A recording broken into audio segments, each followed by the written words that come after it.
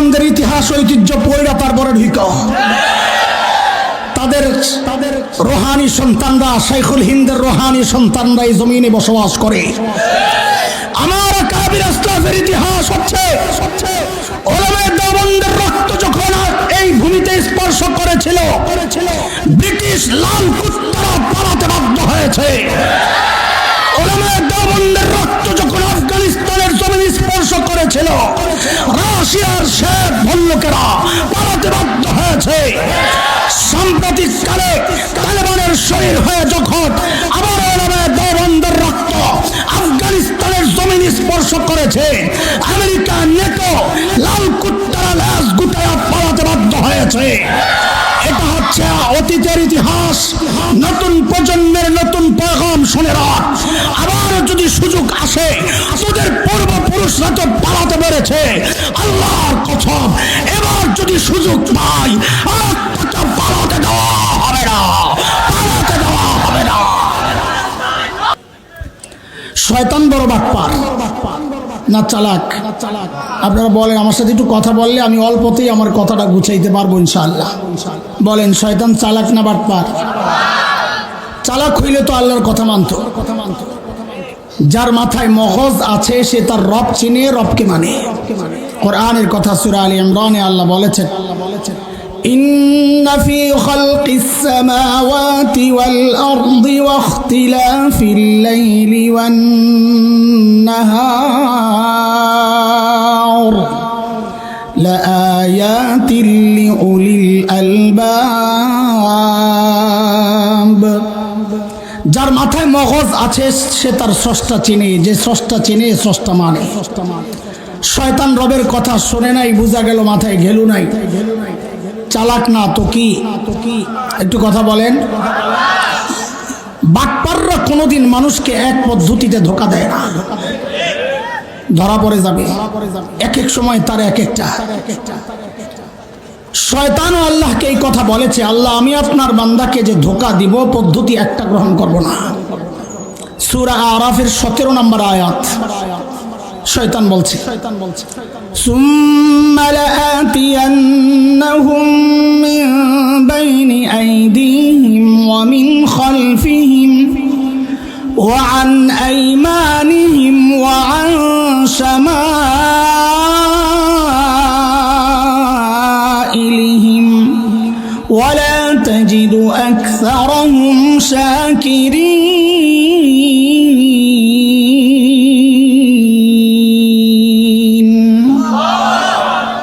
যুবক, আমি দিক বলবো, তোমরা সংখ্যা বলবা।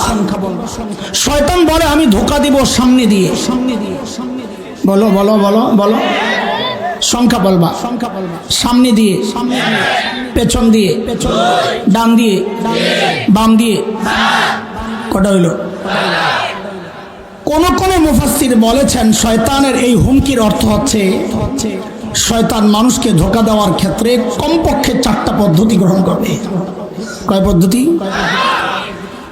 এর সপক্ষে দলিলও আসছে পরে, ঠিক 2 আয়াত পর সূরা আরাফের 20-21 নম্বর আয়াত। আল্লাহ তাআলা আমাদের বাবা মাকে ধোঁকা দেওয়ার ক্ষেত্রেও যে শয়তান 4টা পদ্ধতি গ্রহণ করেছিল আল্লাহ এটা দেখাইছে। আল্লাহ বলেন, فوسوس لهما الشيطان ليبدي لهما ما وري عنهما من سوآتهما وقال ما نهاكما ربكما عن هذه الشجرة إلا أن تكونا ملكين أو تكونا من الخالدين وقاسمهما إني لكما لمن الناصحين। পদ্ধতি কয়টা? তাড়াতাড়ি তাড়াতাড়ি তাড়াতাড়ি বললে আমি কথাটাই অল্পতে গুছাইতে পারবো। কয়টা? আগে পদ্ধতিগুলোর নাম মুখস্থ করে তাহলে দেখানো আমার জন্য সহজ হবে। শয়তান আমার বাবা মাকে ধোঁকা দেওয়ার ক্ষেত্রে কি কি পদ্ধতি গ্রহণ করেছে, ওই পদ্ধতিগুলো আপনাদের সামনে দেখায়া আমরা একটু দেখাবো যে এই সময়ে শয়তান ওই পদ্ধতিগুলো গ্রহণ করেই আমাকে আপনাকে এখন কিভাবে ধোঁকা দিচ্ছে। এটা হলো আজকের একটু মিল। বলেন পদ্ধতি কয়টা? পোলাপাইন মুখস্থ করবা, বলো। 1 নাম্বার অপব্যাখ্যা। বলেন বলেন পদ্ধতি কয়টা? 1 নাম্বার। আবার আবার 2 অপপ্রচার, শয়তানের ধোঁকা দেওয়ার পদ্ধতি। 2 নাম্বার কি? 3 নাম্বার অপব্যাখ্যা, টোপ টোপ। 3 নাম্বার কি? বলেন, টোপ বুঝেন তো? আপনার এলাকায় মূলা হয় না? মূলা দেয় না? মূলা ঝুলে, এটা মনে রাখতে পারবেন না মূলাটা ভালো করে? তো বলেন 3 নাম্বার কি? আরে মূলা কর। 3 নাম্বার কি? 4 নাম্বার নেক্সুরতে ধোকা। বলেন 4 নাম্বার পদ্ধতি। আমি আবারও জিজ্ঞেস করি, 1 নাম্বার অপব্যাখ্যা, মাশাআল্লাহ। 2 অপপ্রচার। 3 মূলা, সাবাস। 4 নেক্সুরতে ধোকা। চলেন আপনারা এই নামগুলো মুখস্থ রেখেন আর একটা একটা দেখতে থাকেন। শয়তান যায় সর্বপ্রথম ধোকা দিছে যেই পদ্ধতিতে, ওই পদ্ধতির নাম, শয়তান যায় জিজ্ঞেস করতেছে, হুজুর ফল কেন খান না? হুজুর আমি বললাম, শয়তান বলেন আর কি, ভাব ওঠানোর জন্য কথা, ফল কেন খাচ্ছেন না? তো আমাদের বাবা মা বলেছেন, আল্লাহ নিষেধ করেছেন। তো শয়তান কি বলে? মা নাহাকুমা রাব্বুকুমা আন হাযিহিস শাজারা, আশ-শাজারা। ওলামারা তো সহজেই বুঝে যাবে, তলাবারা মারিফা না কেরার পেজ দিস। এবার আপনারা সাধারণরা বুঝে ধরেন, এই লাইনে কাঁঠাল গাছ আছে 10টা, নিষেধ করা হয়েছে এই গাছের কাছে যাবেন না। শয়তান যায় জিজ্ঞেস করতেছে, ফল কেন খান না? বলে আল্লাহ নিষেধ করছে। বলে আরে হুজুর বুঝেন নাই তো আল্লাহর কথা। আল্লাহ এই যে 1 নাম্বার গাছ আশ-শাজারা নির্দিষ্ট, এই 1 নাম্বার গাছের ফল খাইতে নিষেধ করেছেন, আরো যে 9 গাছ রয়ে গেছে ওটা তো নিষেধ করে নাই। তাইলে আল্লাহর কালামের সর্বপ্রথম ব্যাখ্যা কে দিল? সর্বপ্রথম তাফসীর কে করলো? মুফাসসির হুজুরের নাম কি? কথা বলেন। আরে মুফাসসির হুজুরের নাম কি? কাজী নামের শুরুতে মুফাসসির, 5 তলা টুপি, ইয়া হাবা কাবা, গালের মধ্যে মাখা আটা ময়দা, এটি দেখতেই কাইট হয়ে যায় না। আগে খবর লাগান, লেখাপড়া করছে কই? শয়তান যে আল্লাহর কালামের ব্যাখ্যা দিয়েছে, তাও একজন নবীর সামনে। কার সামনে? জোরে বলেন, কার সামনে? ও তাইলে দুনিয়ায় বর্তমান যে আকাম চলছে, এতে অবাক হওয়ার কিছু নাই। কেন? শয়তান আল্লাহর কালামের ব্যাখ্যা দিয়েছে একজন নবীর সামনে। এখন শয়তানের দোসররা শরীয়তের ব্যাখ্যা দেয় নবীর ওয়ারিস ওলামাদের সামনে। সিস্টেম নতুন না পুরান? বলেন বলেন। রাস্তায় রাস্তায় গান গায়া বেড়াতো, উনিও এখন মুহাদ্দিস। তিনি নাকি সিয়াসিত্তার সব পড়ে লেছে মমতাজ বেগম। সিয়াসিত্তা পড়ে আবার ফাইটটা যায় গানায় কেমনে? ফতুয়া দেয় ফতুয়া। আমরা অবাক হই না কেন? শয়তান আল্লাহর কালামের ব্যাখ্যা দিয়েছে নবীর সামনে। এখন শয়তানের দোসররা দ্বীন আর শরীয়তের ব্যাখ্যা দিবে নবীর ওয়ারিসদের সামনে। এটা অবাক হওয়ার কি আছে? শয়তান যখন দেখলো 1 নম্বরে কাজ হয় নাই, এইবার মারছে 2 নাম্বার। এই 2 নাম্বারটার নাম কি? অপপ্রচার। বলেন ইল্লা আন তাকুনা মালাকাইন। হুজুর ফল কেন খাচ্ছেন না? বলে আল্লাহ নিষেধ করছে। আরে ব্যাকল হুজুর, আল্লাহ কেন নিষেধ করছে বুঝেন নাই তো? বলে কেন? বলে এই ফল খেলে আপনারা ফেরেশতা হয়ে যাবেন, এটা আল্লাহ চায় না। ধোকাটা বুঝছেননি আপনারা? না বুঝলে তো বুঝবেন না। আহলুস সুন্নাহ ওয়াল জামাতের আকীদা হচ্ছে সমস্ত নবীদের মর্যাদা সমস্ত ফেরেশতার উপরে। কোথায় কোথায় কোথায় দাম বেশি কার, নবী না ফেরেশতা? আল্লাহ তাআলা আদমকে বানাইছেন নবী, তিনি ফেরেশতা হতে যাবেন কোন দুঃখে? তাইলে শয়তান আদমকে ফল খাওয়ায়া ফেরেশতা বানাতে চায়া ঠকাইতে চাইছে না জিতাইতে চাইছে? এই সিস্টেম এখনো চালু আছে। ছোটবেলায় আমার ব্রেন খুব সাফ ছিল নাকি মুরব্বীরা বলেন, ওস্তাদরা।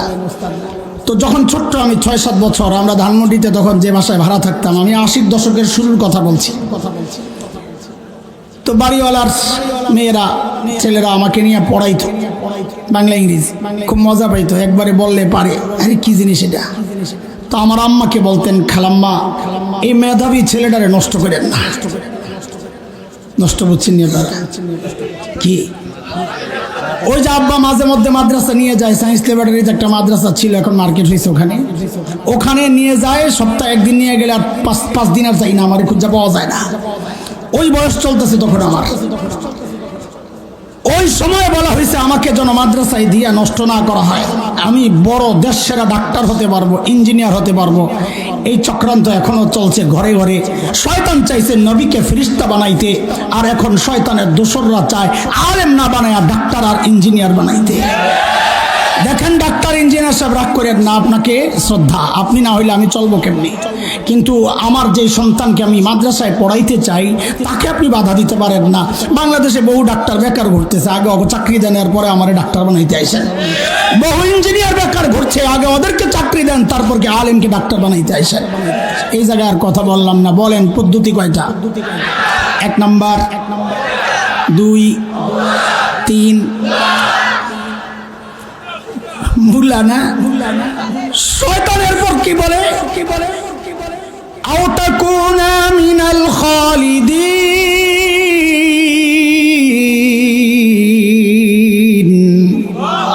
ফল কেন খাচ্ছেন না? বলে আল্লাহ নিষেধ করেছেন। বলে আল্লাহ কি জন্য নিষেধ করেছেন হুজুর, আপনারা তো বুঝলেন না, হারে বোকা। বলে এই ফল খেলে জান্নাতে স্থায়ীভাবে থাকার ব্যবস্থা হয়ে যাবে, এটা আল্লাহ চান না। জান্নাতে থাকার টোপ দিছে, খান জান্নাতে থাকার ব্যবস্থা হয়ে যাবে। এ ধোকা কি আগে বুঝে? আল্লাহ তোমার হাওয়াকে জান্নাতে স্থায়ীভাবে থাকার জন্য বানানি নাই। কই পাঠাবেন বলে বানাইছেন বলেন তো একটু, মাদ্রাসা বলো। وَإِذْ قَالَ رَبُّكَ لِلْمَلَائِكَةِ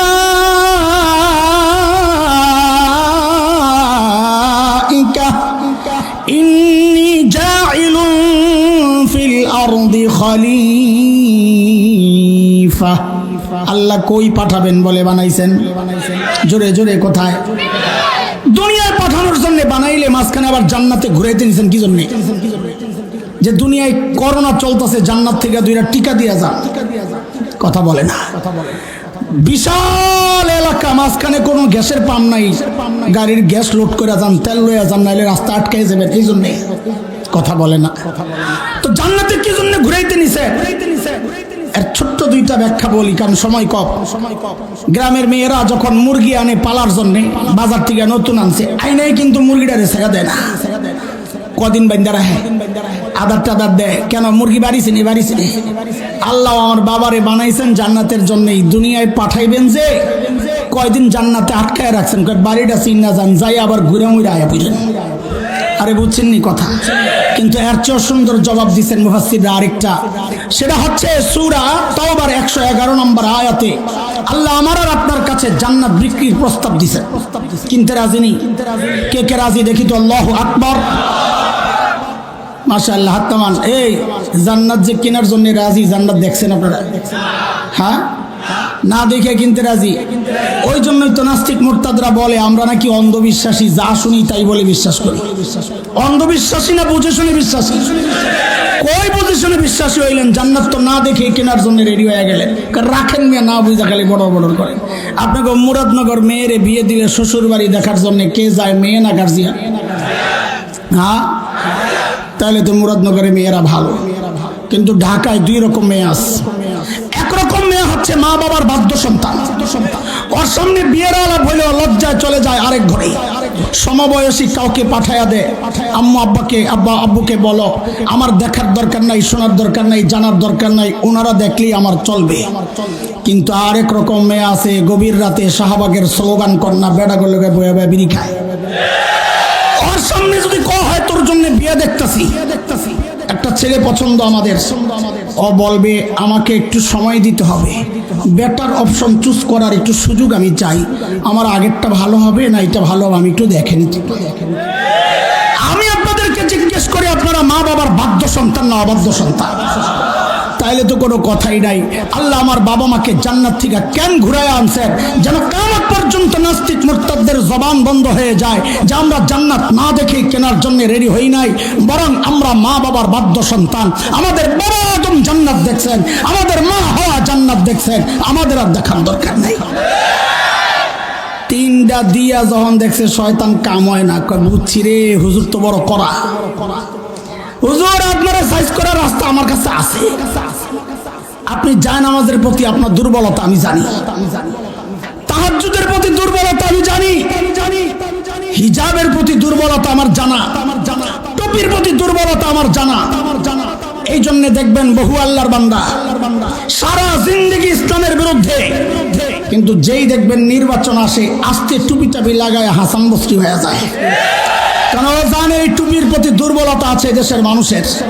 এটা হচ্ছে নেক্সট সুরতে ধোকা। খেয়াল করে দেখবেন হিজাব টিজাব লাগায় আর আবে অবশ্যই হয়ে যায়। গমির থেকে উঠেই বলে খালি যায় নামাজ খোঁজে, সুবহানাল্লাহ।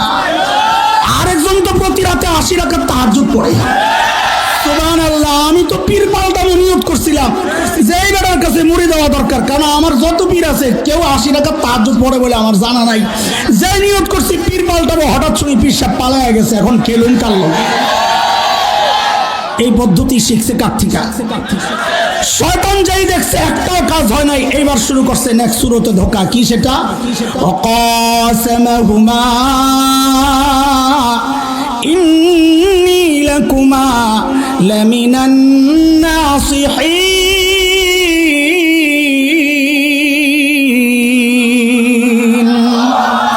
আল্লাহর কসম খায়া কই আমি আপনাকে হিতাকাঙ্ক্ষী হুজুর, আমারে ভুল বুঝেন না।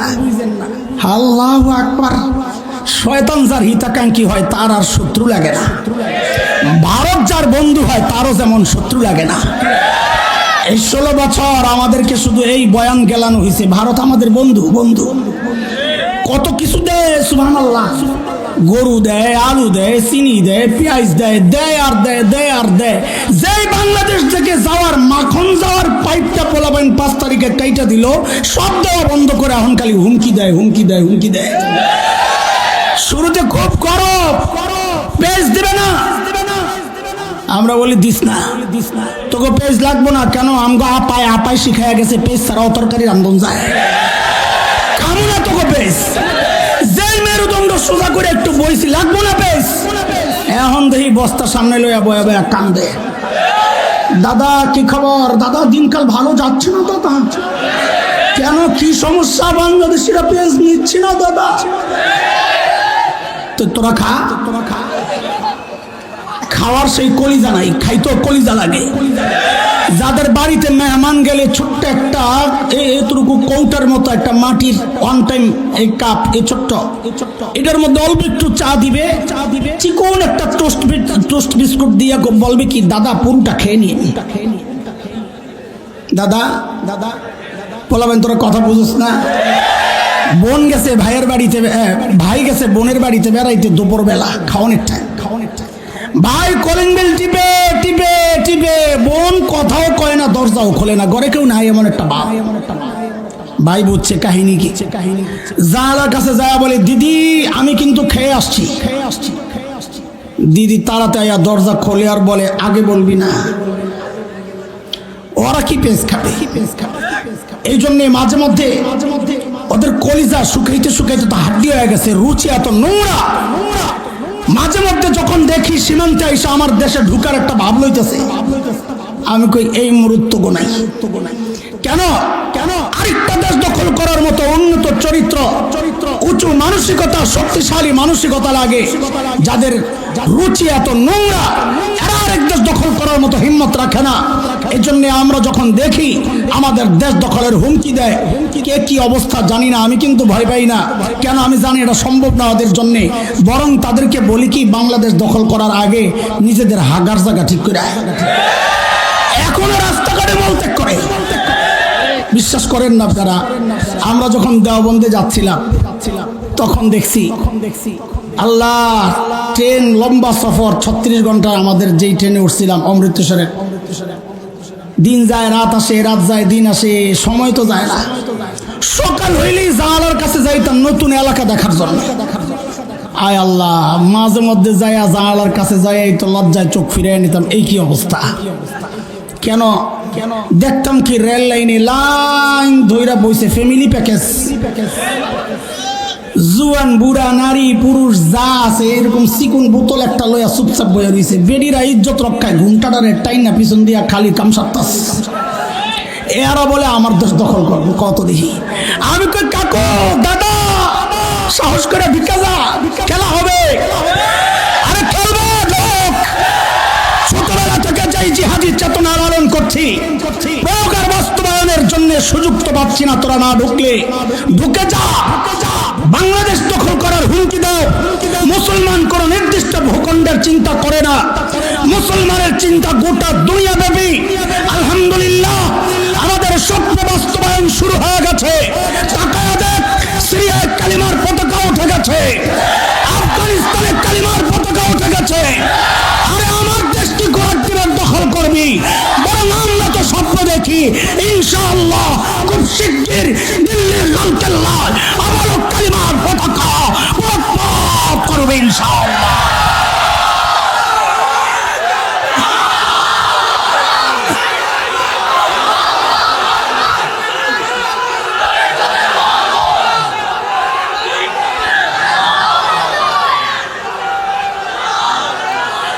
আমরা বরং ওদেরকে বলি বাংলাদেশে ঢোকার আগে ওলামায়ে দেওবন্দের ইতিহাস ঐতিহ্য পড়া তারপরে ঢুকো। তাদের রোহানি সন্তানরা, শাইখুল হিন্দের রোহানি সন্তানরা এই জমিনে বসবাস করে। আমার কাবির আসলাফের ইতিহাস হচ্ছে ওলামায়ে দেওবন্দের রক্ত যখন এই ভূমিতে স্পর্শ করেছিল, ব্রিটিশ লাল কুত্তারা পালাতে বাধ্য হয়েছে। ওলামায়ে দেওবন্দের রক্ত যখন আফগানিস্তানের জমিন স্পর্শ করেছিল, রাশিয়ার শেখ ভল্লুকেরা পালাতে বাধ্য হয়েছে। সাম্প্রতিক কালে তালেবানের শরীর হয়ে যখন আবার ওলামায়ে দেওবন্দের রক্ত আফগানিস্তানের জমিন স্পর্শ করেছে, আমেরিকা নেটো লাল কুত্তারা ল্যাস গুটায়া পালাতে বাধ্য হয়েছে। এটা হচ্ছে অতীতের ইতিহাস। নতুন প্রজন্মের নতুন পয়গাম শুনে রাখ। আবার যদি সুযোগ আসে, তোদের পূর্বপুরুষরা তো পালাতে পেরেছে, আল্লাহর কসম এবার যদি সুযোগ পাই আর পালাতে দেওয়া হবে না, পালাতে দেওয়া হবে না।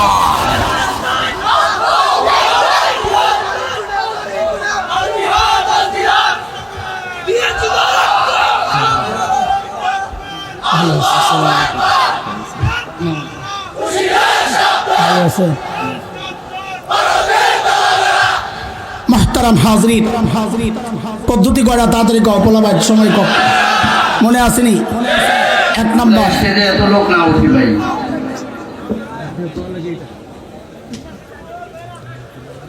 আল্লাহ বলেন, এক নম্বর, 2, 3, 4 সাবাস বেটা। চলেন এবারে একটারে পোস্টমর্টেম করি এই সমাজে। আমি বরং বলি কি, সহজে বুঝে, শয়তানের ধোকাগুলো সব পুরাতন, কিন্তু বাটপার হওয়ার কারণে ও খালি নতুন নতুন প্যাকেট সামনে পেশ করে। জিনিস আগেরটাই। বলেন জিনিস কি?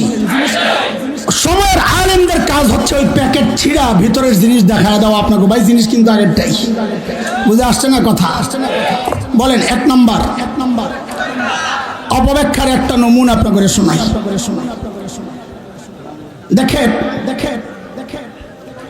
এই কথা কইস না রে, বাংলাদেশের বহু মাজার আছে, মুরাদনগর তো নেই। আচ্ছা শুন, ওই মাজারে অনেক বাবারা থাকে। সেটা হলো কেউ শেকল বাবা, তালা বাবা, ছালাসা, খেতাসা, বদনাসা, এখন খালি বাকি আছে ফিডাসা। এগুলার চুল দাড়ি মাশাআল্লাহ জটলা দেখলে বোঝা যায় কয়েক বছরেও গোসল করে নেই।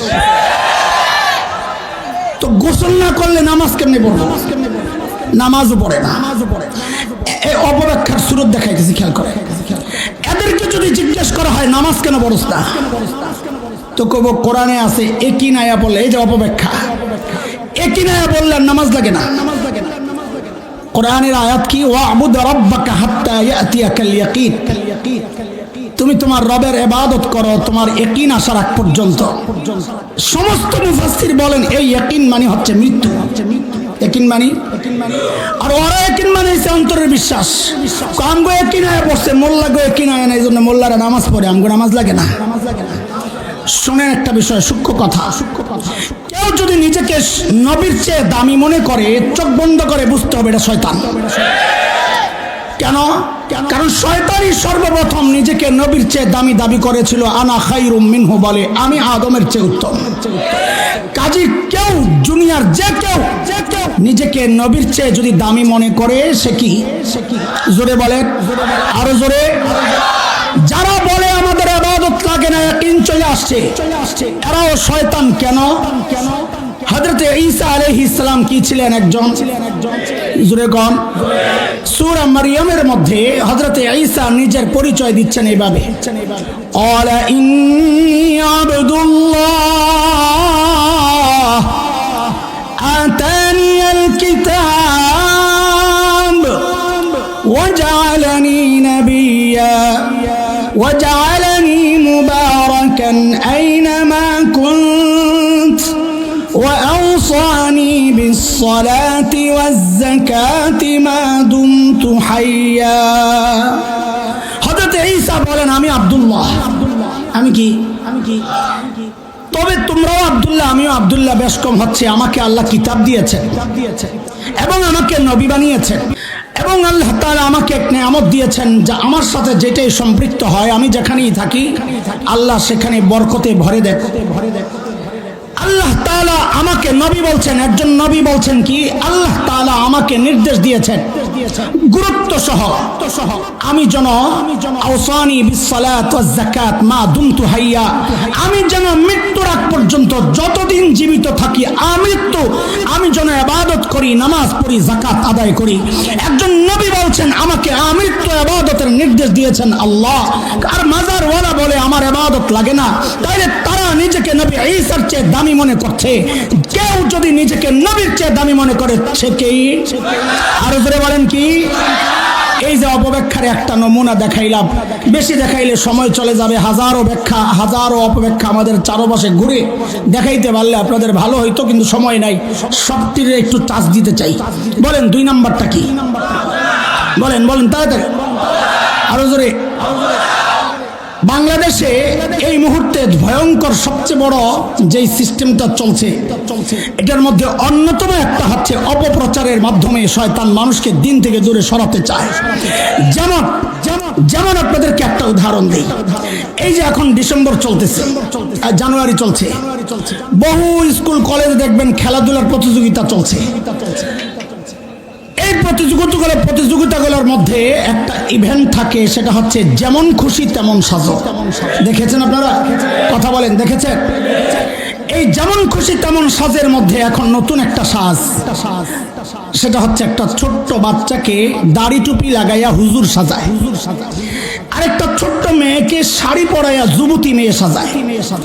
এই ছোট্ট হুজুর এবং ওই যুবতী মেয়ে বিচারক এবং অডিয়েন্সের সামনে যায় অভিনয় করে দেখায় কি, ওই হুজুরটা ওই মেয়ের শাড়ি ধরে টানাটানি করে। কি বুঝায় ওরা? এটা হচ্ছে 71-এর চিত্র। 71-এ এই দাড়িওয়ালা টুপিওয়ালা রাজাকারেরা আমাদের মা বোনদের ইজ্জত এইভাবে হরণ করেছে। উদাহরণ নাম্বার 2, খালি শুনতে থাকেন।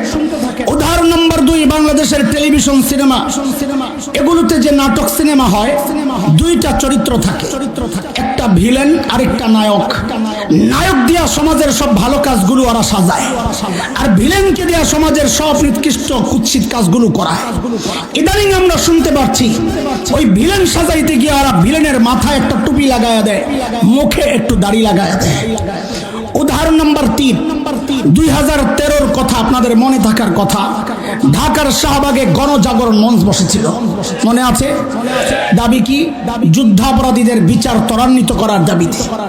দেখেন, এই দাবির সাথে আমাদের কোনো শত্রুতা মিত্রতা কোনোটাই নাই। আমরাও চাই যুদ্ধাপরাধীদের বিচার হোক, আমরাও চাই সমস্ত জালিমের বিচার হোক, কিন্তু আমাদের আপত্তির জায়গাটা ছিল কোনো মজলুম যেন জালিমের জায়গায় না আসে, এবং তাই হয়েছে। আল্লামা কোরআনের পাখি আল্লামা দিলওয়ার হোসেন সাঈদী রাহিমাহুল্লাহ তাআলা তিনি ৭১ দর্শন করেছেন, কারো বাড়িঘর লুট করেছেন। এটা একটা পাগলও বিশ্বাস করে না। কালো মানিক্যদের মতো মানসিক বিকারগ্রস্ত দালালরা ছাড়া এটা কেউ দাবিও করে না। এই জন্য ওই শয়তানকে যখন ছেলেবেলেরা সীমান্তে পেয়েছিল, পিটায়া কলা পাতার মধ্যে শয়া দিছিল। আমি বলি তার বিচার হয় নাই, এখন তো আদালতে চলে গেছে। তার আগেই কানটা সারার দরকার ছিল।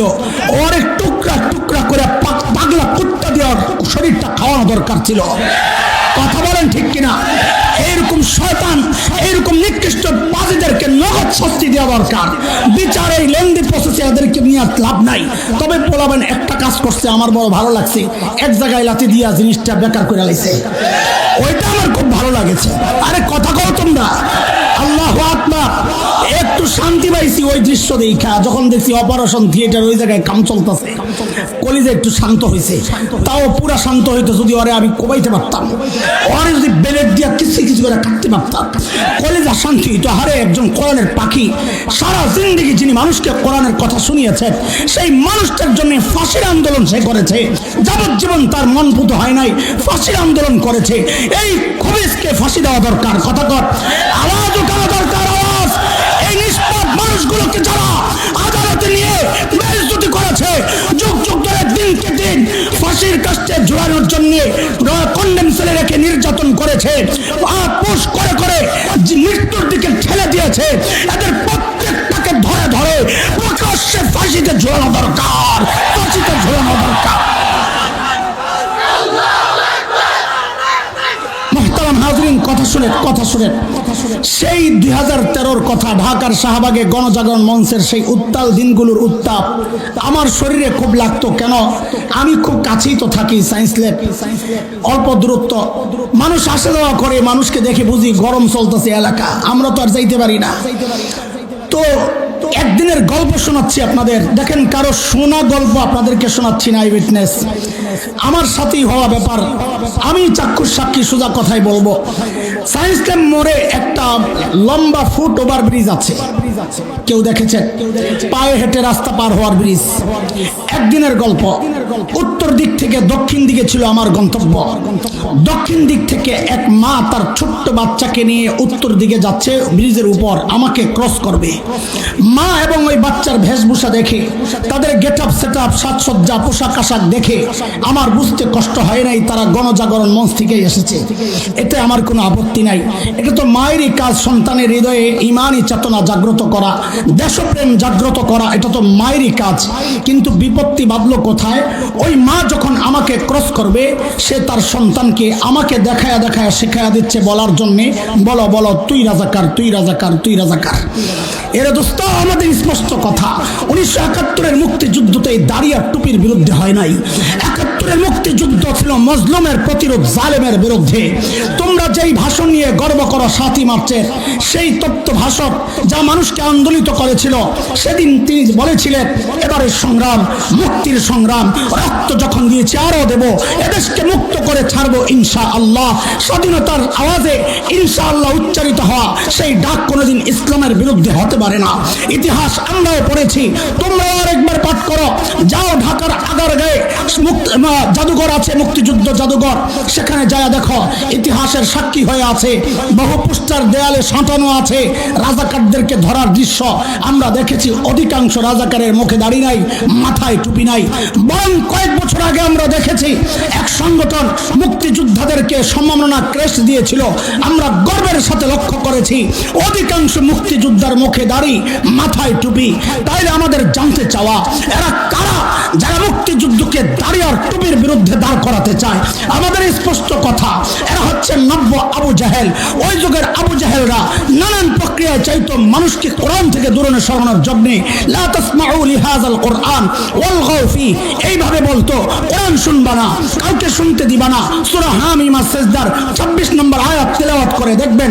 অদুস্ত, এই যুগের আবু জাহেলরা অপপ্রচারের মাধ্যমে এমন একটা নষ্ট প্রজন্ম তারা তৈরি করতে চাচ্ছে, যেই প্রজন্ম তাদের হৃদয়ে দাড়ির প্রতি ঘৃণা লালন করবে, টুপির প্রতি ঘৃণা লালন করবে, আরে আপনারা কি দেখেন নাই কয়েক বছর আগে আমার বন্ধু আমার ভাই আল্লামা মামুনুল হক হাফিজাহুল্লাহ নিজের স্ত্রীকে নিয়ে একটু নীরবে সময় কাটাতে যাচ্ছিলেন, মানুষটার উপর পাহাড় সম চাপ সইতে পারছিলেন না।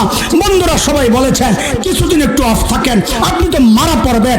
অথচ এই কুৎসিত চেহারার মানুষগুলো, ভারতের দালাল মিডিয়াগুলো আমার ভাইকে কি কুৎসিত ভাবে জনগণের সামনে উপস্থাপন করেছে, এগুলোর সব এক জায়গায় গাথা। সেগুলো হচ্ছে মানুষের সামনে অপপ্রচারের মাধ্যমে একটা নষ্ট প্রজন্ম তৈরি করবে, যারা আলেমদেরকে ঘৃণা করবে। বাতিলের সমস্ত বাতিলের একটা জায়গায় তারা এক, আলেমের প্রতি বদনাম ছড়ায়া ছড়ায়া আলেম থেকে মানুষকে বিচ্ছিন্ন করার জন্য এই যে চক্রান্ত চলছে, এটা হচ্ছে শয়তানের আরেকটা চক্রান্তের একটা নমুনা।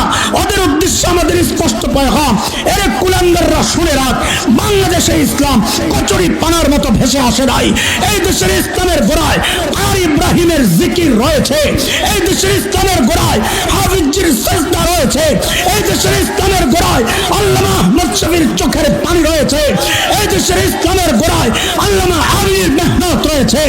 এই দেশ থেকে ইসলাম নিশ্চিহ্ন করা এত সোজা না, কুলাঙ্গাররা শুনে রাখ। ৭১ দেশ মুক্তির জন্য একবার মুক্তিযুদ্ধ হয়েছে, ইমান রক্ষায়, স্বাধীনতা সার্বভৌমত্ব রক্ষায় যদি আরেকটি যুদ্ধের প্রয়োজন হয়, আবার যুদ্ধ হবে, আবার যুদ্ধ হবে।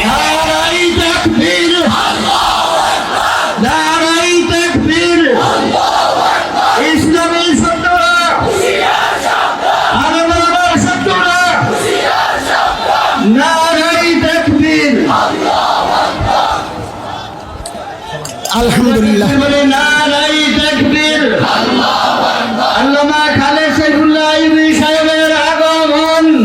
আরে স্লোগান বহুত দিচ্ছেন, বলেন পীর সাহেব হুজুরের আগমন, পীর সাহেব হুজুরের আগমন, সুলতানুল ওয়াইজিনের পক্ষ থেকে, আরে পক্ষ পরে কয়ে সুলতানুল ওয়াইজিনের আগমন, কমলার মতো গালওয়ালার আবেদন।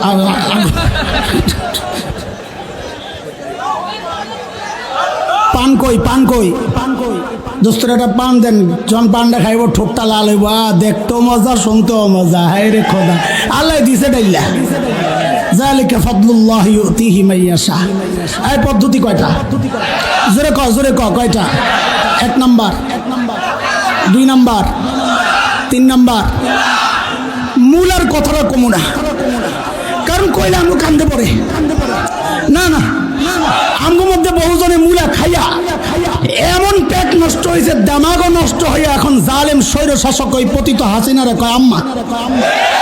আমি ওইদিকে গেলে খবর আছে, থাক না থাক, আমারে মাফ করে দে। আচ্ছা থাক। 4 নম্বরটা কি কর? আচ্ছা রাখ রাখ রাখ, আচ্ছা আরেকদিন কম না, আচ্ছা ঠিক আছে, আচ্ছা রাখ। আল্লাহ তাআলা শয়তানের সব রকমের ধোঁকা থেকে আমাদেরকে হেফাজত করে। আমার ভাই আসতেছে রাস্তায়, তোরা আমারে আটকায় রাখলে বেটা এই যে শেষে বড় জ্যাম লেগে যাবো গা। এই জ্যাম মুক্ত শহর চাই আমরা। আল্লাহ এই মাহফিলকে কবুল করে। আল্লাহ এই যে ইয়াকুব ভাই সান তাল দেওয়ার লিগা কই না সানাউল্লাহ সানাত, আল্লাহ তাআলা আমার ভাইকে আল্লামা মামুনুল হককে এই সমস্ত সিংহ পুরুষদেরকে আল্লাহ তাআলা তার নিরাপত্তার চাদরে ঢেকে রাখেন, আমিন। ওয়া আখিরু দাওয়ানা আলহামদুলিল্লাহি রাব্বিল আলামিন। আসসালামু আলাইকুম ওয়া রাহমাতুল্লাহি ওয়া বারাকাতুহু।